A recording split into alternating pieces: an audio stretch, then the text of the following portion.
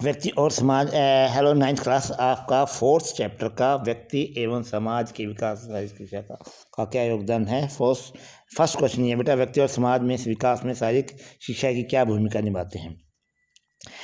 आदिकाल से मनुष्य में खेलों को अपने जीवन का सहारा बनाया है। आदि मानव ने तीरंदाजी, नेजाबाजी क्या होता है कि वो तीर की तरह से होता है, मतलब नेजा मतलब भाला सा फेंक करके फिर वो करते थे, करके अपनी भूख की पूर्ति की है। मतलब पहले सिर्फ यही होता था बेटा भाई, भूख शांत होनी चाहिए, आदमी की ज़रूरत ही नहीं होती आदि मानव की। अर्थात अपना पेट भरा है। खेल न केवल दिल को बहलाने का साधन था, अपितु आदिकाल से लेकर आधुनिक काल का हर्षोल्लास, जोश, जज्बात, शक्ति को दिखावे के लिए खेली गई। आजकल शारीरिक शिक्षा पर काफ़ी बल दिया जाता है।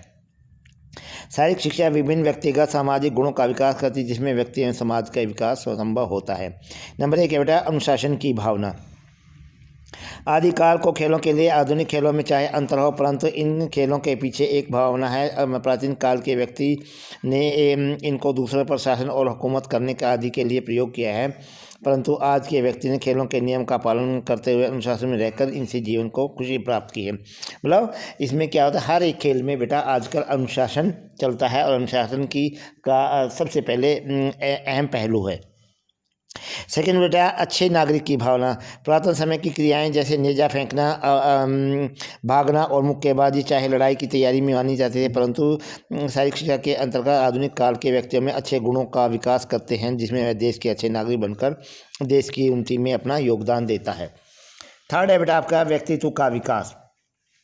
शारीरिक शिक्षा से व्यक्ति में सहनशीलता और मेल जोल की सोच रुचि बढ़ती है, जिसके फलस्वरूप व्यक्ति के व्यक्तित्व का विकास होता है और वह समाज में अपना स्थान बनाता है, इसमें दोनों का विकास होता है। ठीक है बेटा। आगे बेटा, शारीरिक विकास। शारीरिक शिक्षा में विभिन्न खेलों में शारीरिक विकास होता है। इसमें शरीर में ऑक्सीजन की खपत मात्रा बढ़ती है और शरीर में व्यर्थ पदार्थ और जहरीले कीटाणु बाहर निकलते हैं।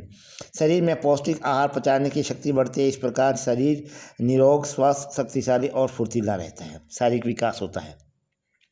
नंबर 5 है सहयोग की भावना। शारीरिक शिक्षा प्रत्येक खिलाड़ी को प्रत्येक छोटे बड़े खिलाड़ी के साथ मिलजुल कर खेलना सिखाती। वह अपने विचारों और दूसरों पर जबरदस्ती नहीं थोपता, बल्कि विचार विमर्श द्वारा मैच के दौरान साझी विचारधारा बनाता है। इस प्रकार उसमें सहयोग की भावना पैदा होती है, जिसमें समाज उन्नति की ओर अग्रसर होता है। आपस में एक दूसरे का सहयोग करते हैं, ये हमें खेल से ही सीखते हैं। नंबर 6 है चरित्र का विकास। शारीरिक शिक्षा ऐसी क्रिया है जिसमें खिलाड़ी अपने प्रत्येक छोटे से छोटी हरकत द्वारा विभिन्न लोगों जैसे अध्यापक, खेल के समय देखने वाले दर्शक, विरोधी और साथी खिलाड़ियों के मन पर अपना प्रभाव डालते हैं।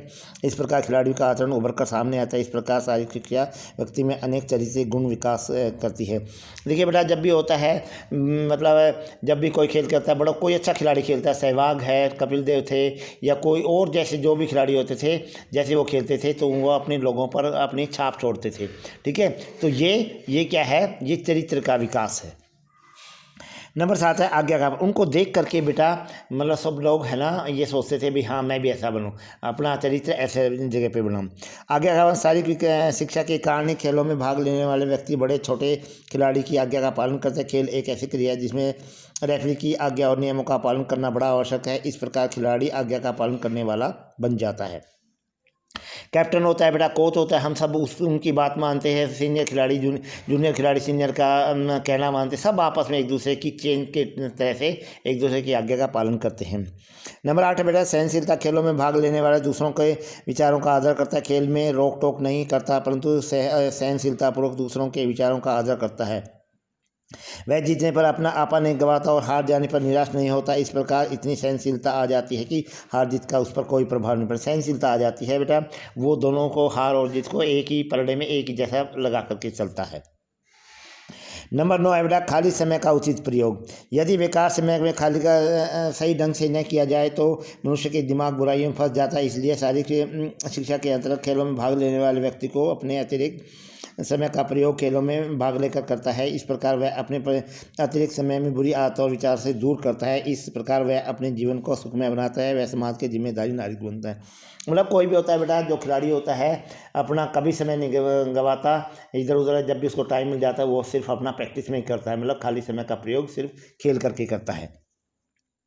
नंबर 10 है अंतर्राष्ट्रीय सहयोग को प्रोत्साहन। ऐसे समय भी आते हैं जब खिलाड़ियों की भिन्न भिन्न देशों और अन्य खिलाड़ियों से मिलने का अवसर मिलता है। इस प्रकार शारीरिक शिक्षा के कारण एक दूसरे के मेल जोल से अंतर्राष्ट्रीय सहयोग को प्रोत्साहन मिलता है। अंतर्राष्ट्रीय सहयोग होता है बेटा जो देश एक एक दूसरे दो देश आते हैं, देश विदेश के आते हैं, खिलाड़ी आपस में मिलते हैं, उनमें क्या होता है आपस में सब बातें करते हैं, सब चीज़ें करते हैं, एक दूसरे की बातों को समझते हैं और उनसे आपस में मिलने की होता है भाई वो अपनी बातें बताते, हमारे ऐसा होता है, हमारे ऐसा ऐसा, हम लोग उनको बताते हैं हमारे यहाँ ऐसा ऐसा, दोनों मिलजुल कर एक सहयोग मिलता है। नंबर 11 बेटा जातीय भेदभाव का। शारीरिक शिक्षा के जातीय भेदभाव को अंत करके अंतर्राष्ट्रीय एकता की ओर भावना पैदा करती है। खेल एक ऐसी क्रिया है जिसमें बिना धर्म, मजहब और श्रेणी पर भाग लिया जा सकता है। कोई भी व्यक्ति धर्म के कारण किसी भी दूसरे व्यक्ति को खेल के मैदान से निकाला नहीं जा सकता। इस तरह अंतर्राष्ट्रीय भेदभाव समाप्त हो जाते हैं। मतलब एक टीम होती है बेटा, अलग अलग जातियों के लोग होते हैं, अलग अलग धर्म के लोग होते हैं, अलग अलग कोई रंग का काला होता है, कोई होता है अलग अलग भाषा बोलने वाले होते हैं, लेकिन क्या होता है सबका एक ही मकसद होता है कि हमें एक होकर जीतना है और अपनी जीत के ऊपर उनका लक्ष्य होता है। नंबर 12 है परिवार एवं समाज का स्वास्थ्य। परिवार एवं समाज के स्वास्थ्य से भी शारीरिक शिक्षा का महत्वपूर्ण योगदान है। शारीरिक शिक्षा मनुष्य को न केवल स्वास्थ्य को ठीक रखने की कुशलता प्रदान करती है अपितु यह उसे अपने परिवार समाज स्वास्थ्य को रखने में सहायता करती है। इस तरह से शारीरिक शिक्षा के द्वारा स्वयं अपने समाज के स्वास्थ्य की भली भांति भी कर सकता है। मतलब एक परिवार होता है बेटा, एक व्यक्ति एक खिलाड़ी होता है, वह अपने परिवार को स्वस्थ रखने की कोशिश करता है, फिर उसको देख करके पूरा समाज अपने आप को पूरा करता है। एक चेंज सी हो जाती है, सबको स्वस्थ रहने की एक मतलब क्लास ही आ जाती है। 13 है बेटा जीवन के लक्ष्य की प्राप्ति में शारीरिक शिक्षा में अपने कार्यक्रम के द्वारा मनुष्य को अपने जीवन के लक्ष्य की प्राप्ति के मौके पर प्रदान करती है। मनुष्य को अपने लक्ष्य का ज्ञान हो तो शारीरिक शिक्षा उसे ऐसे मौके प्रदान कर जिसकी मदद से वह अपने लक्ष्य की ओर बढ़ सकता है। जीवन के लक्ष्य की प्राप्ति में सहायक बेटा ये होता है कि जैसे कई बार बहुत अच्छा खिलाड़ी होता है, उसको रेलवे में बुलाते हैं, मतलब ज्वाइन कराते हैं, आर्मी में ज्वाइन कराते हैं, पुलिस में ज्वाइन कराते हैं, तो जो उनका लक्ष्य होता है इसमें लक्ष्य को प्राप्त करने में वो उनकी मदद करता है।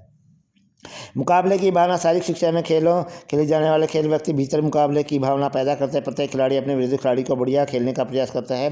मुकाबले की यह भावना खिलाड़ी की हमेशा विकास की ओर ले जाती है। वह निरंतर आगे बढ़ता रहता है, व्यक्ति के आगे समाज का भी अच्छा प्रभाव पड़ता है। देखिए बेटा क्या होता है मुकाबले के बाद दो टीम होती है बेटा, दो टीम होती हैं आपस में। जो खिलाड़ी होता है वो हर तरह से उसको मतलब एक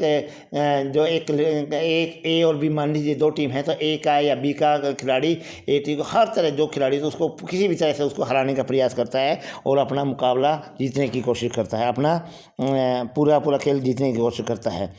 आगे बेटा आत्म अभिव्यक्ति। शारीरिक शिक्षा प्रत्येक व्यक्ति को आत्म अभिव्यक्ति का अवसर देते। खेल का मैदान आत्मनिर्भर अभिव्यक्ति के गुण सिखाते हैं। प्रारंभिक स्कूल में, क्योंकि स्कूल का मैदान एक ऐसा स्थान है जहां पर खिलाड़ी अक्सर खुलकर अपने गुणों, कला और निपुणता के दर्शकों के साथ उजागर करता है। जो एक अच्छा खिलाड़ी होता है बेटा उसमें गुण होता है, कला होती है, वो अपना सब का सब और सब चीज़ें दिखाने के बाद उसमें मतलब अपने आप से करता हाँ मैं ही कर सकता हूँ, एक सेल्फ रिस्पेक्ट की भावना आ जाती है। ठीक है बेटा, आपका एक क्वेश्चन पूरा हो गया बेटा। आपका क्वेश्चन क्या था? व्यक्ति और समाज के विकास में शारीरिक शिक्षा की क्या भूमिका निभाते हैं, वर्णन कीजिए। ठीक है बेटा, अब आप स्कूल का जैसे भी स्कूल रीओपन होगा आप ये क्वेश्चन करके लाएंगे। थैंक यू बेटा।